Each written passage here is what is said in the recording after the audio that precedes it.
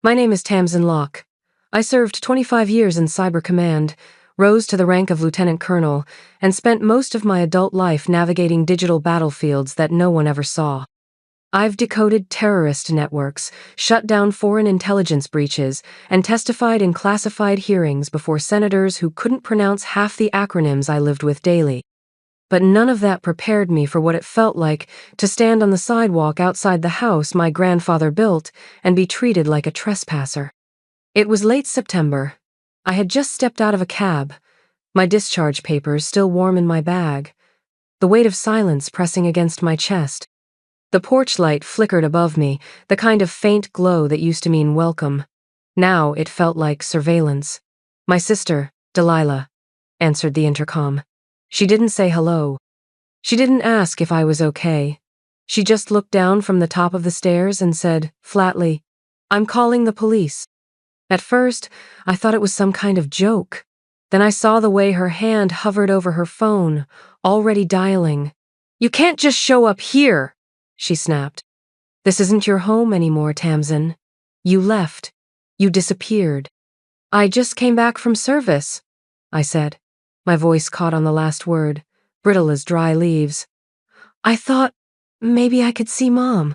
"She doesn't want to see you," Delilah replied, her expression hard as stone. "Neither does Dad." Then she said something that hit me harder than any battlefield blast. "You're not in the will. You're not even on the deed." 10 minutes later, a police cruiser pulled up. One officer was young, the other older military buzz cut, a slight hesitation in his step as he looked at me in uniform. Recognition flickered in his eyes. "Lieutenant Colonel Locke?" he asked. I nodded, but it didn't matter. "This property belongs to Delilah Thatcher and Richard Locke," the younger officer said. "There's no record of you having legal access." I stepped back as the gate closed again, and in that moment, I realized something far colder than war had just begun. I wasn't fighting enemies this time. I was fighting blood. And I would not lose. I didn't drive away that night.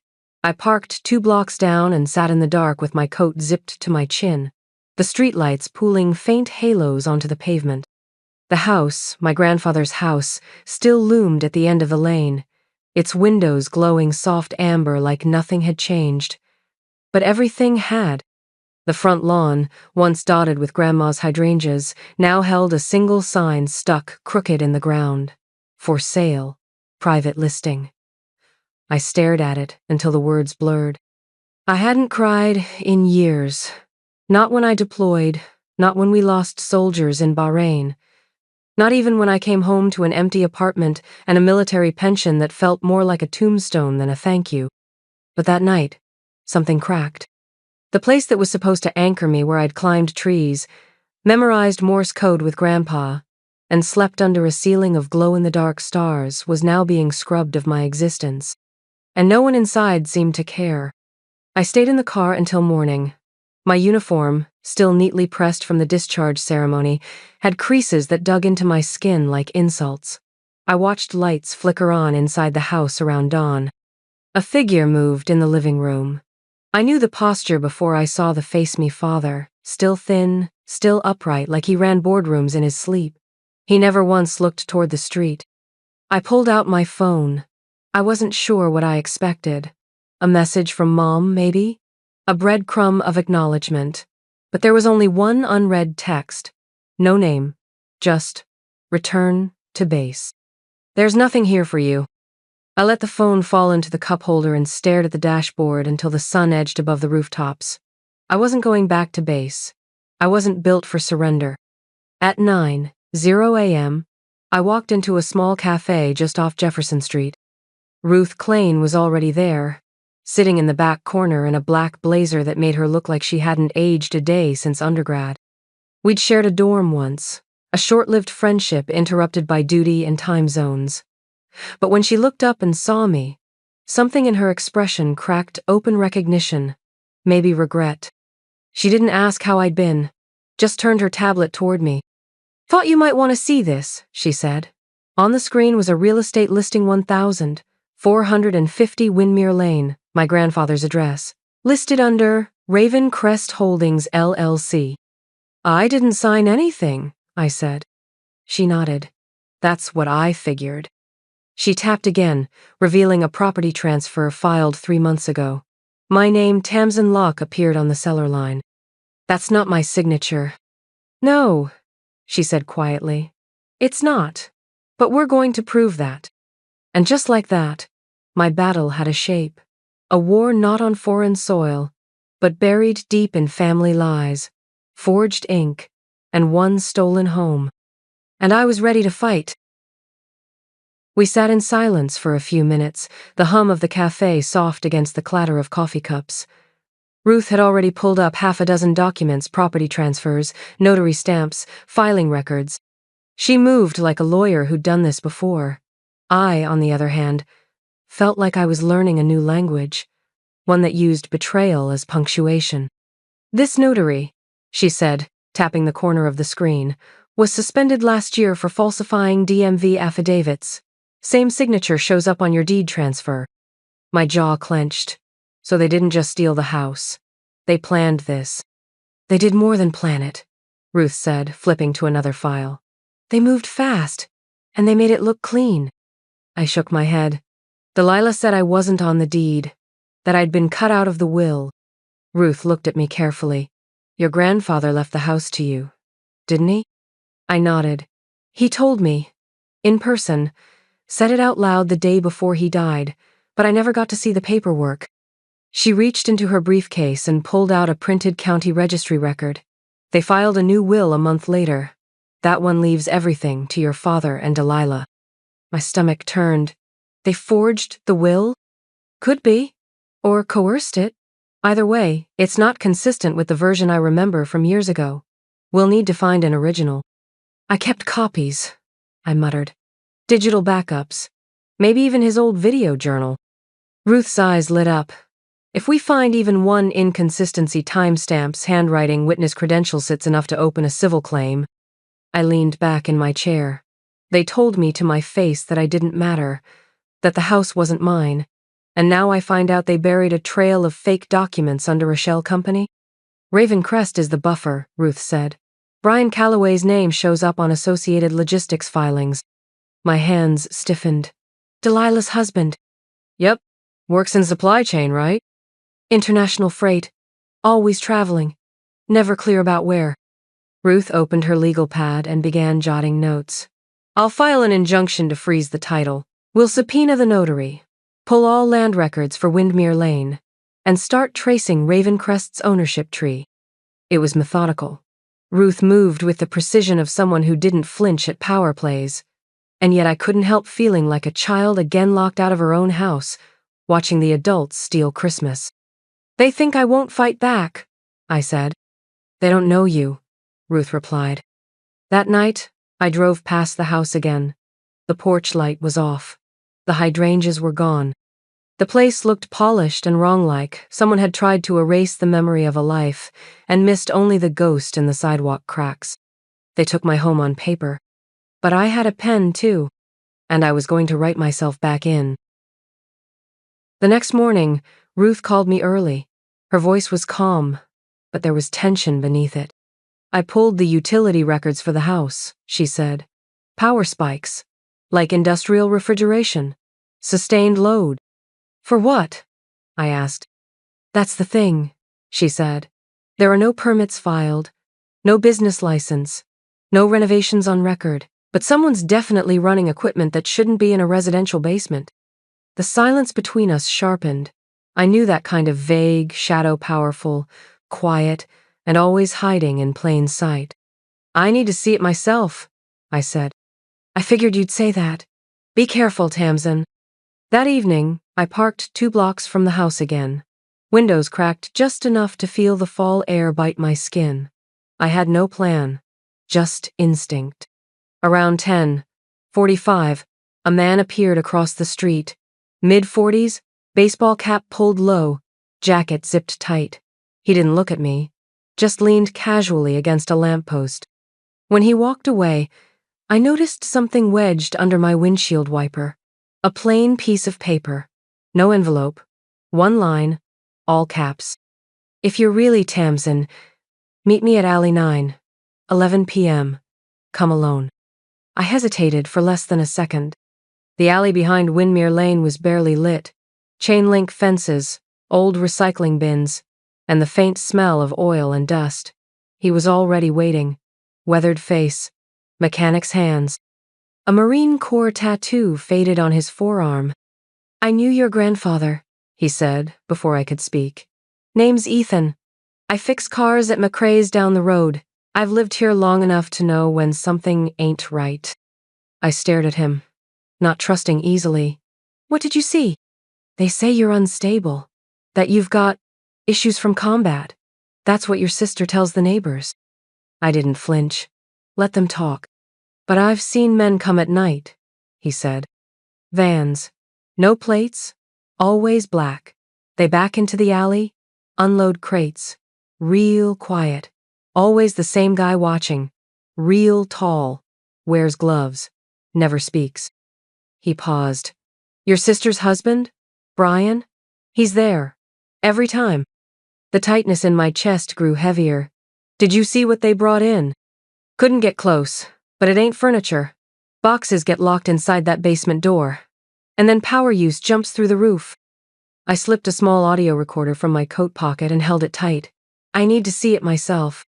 "That's not smart," he warned. "These aren't folks who care about laws."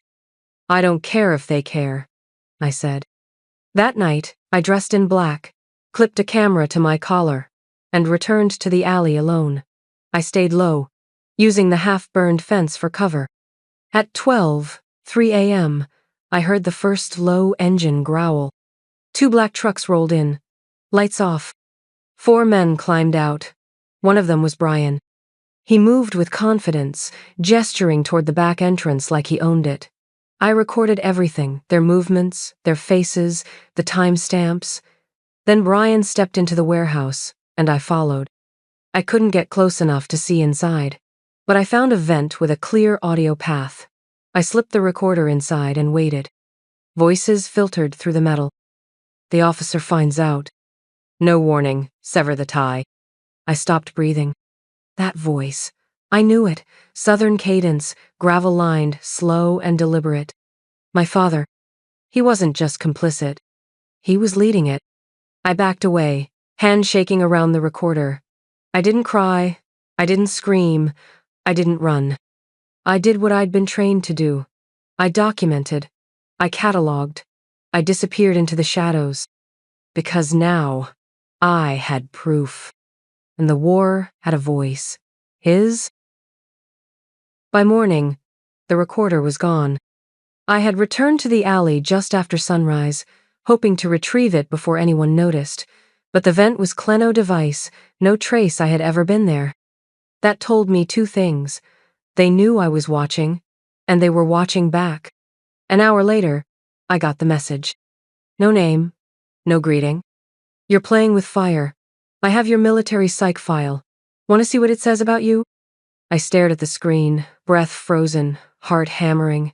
Whoever sent it had access to restricted archives, and they wanted me rattled. But they underestimated what kind of soldier I was. I didn't delete the message. I forwarded it to Ruth and to Isaac Ng, a cybersecurity analyst I'd served with during a joint task force in Ramstein. We hadn't spoken in 2 years, but he replied in 6 minutes. "Pull everything. Start building the chain. Don't wait." That night, my apartment turned into a war room. I powered up 2 laptops, a backup server, and 3 encrypted drives. The documents I'd stored over the years, copies of emails, scans of property files, encrypted call logs were no longer sentimental scraps. They were ammunition. Then came the moment I'd been waiting for. A contact pinged in. Kayla, a digital forensics expert Ruth had on standby, joined our private Zoom call.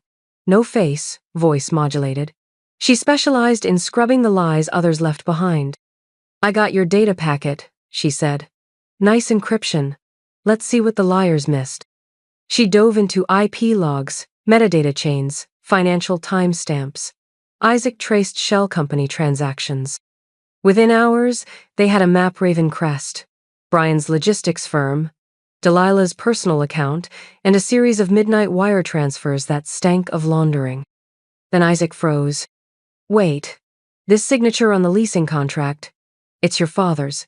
He authorized warehouse storage under Ravencrest. I leaned back, the air sucked from the room.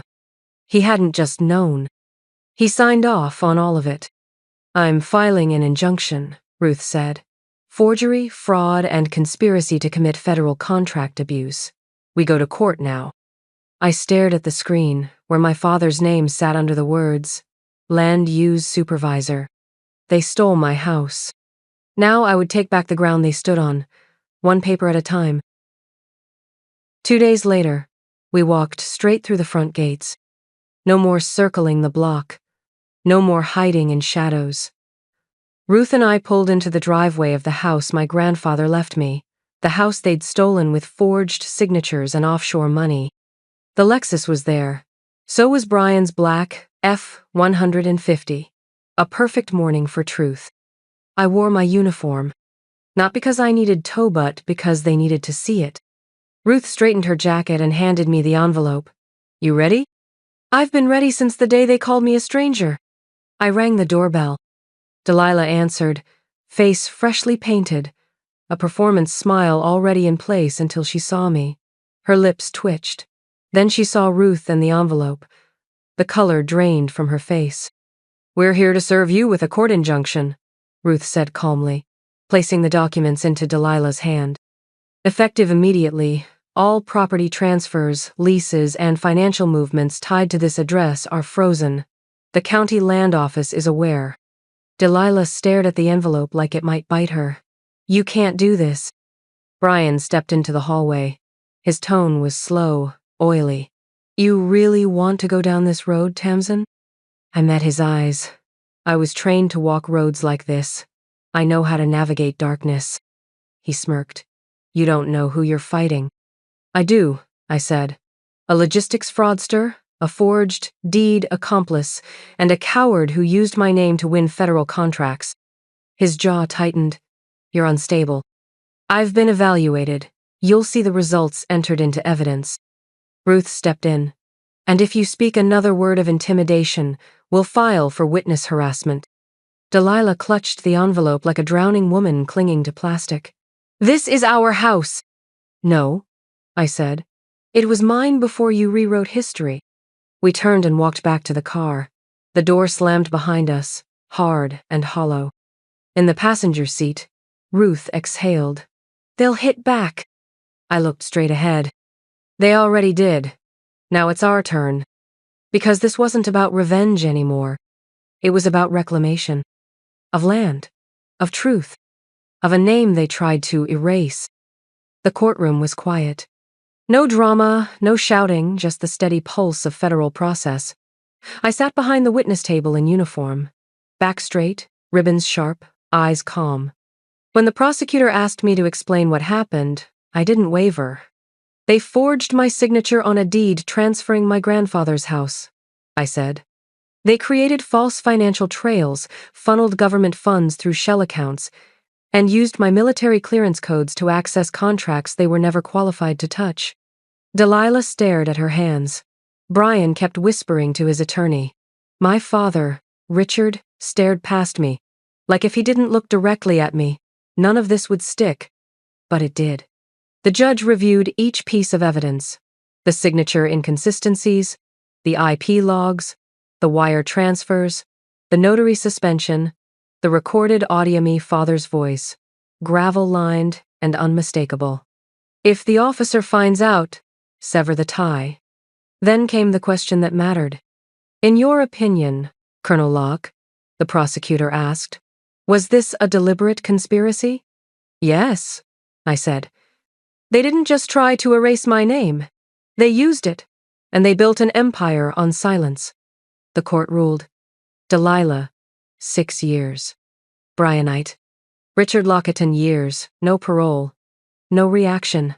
No shouting. Just a pause, and then the sound of futures collapsing under weight they thought no one would ever lift. Outside, reporters waited. I didn't speak to them, but I saw them, the veterans. Some in faded jackets, some leaning on canes, some nodding quietly as I passed. One reached out, his hand steady. "Colonel Locke," he said. "You reminded them we still stand." I nodded. We don't stay erased. Weeks later, I visited the Defense Service Library. It smelled of polished stone and quiet memory. On the Wall of Honor, carved into black granite, was my name. Colonel Tamsin Locke. Cyber Command, 1998, 2023. No one could take that from me. Not my father. Not Delilah. Not anyone who tried to make me forget what I stood for. I stood for truth, not vengeance. I walked out of the courtroom not with their house, not with their money, but with my name, my honor, and the kind of justice that doesn't come with noise. It comes with clarity. And in that silence, I stood unshaken.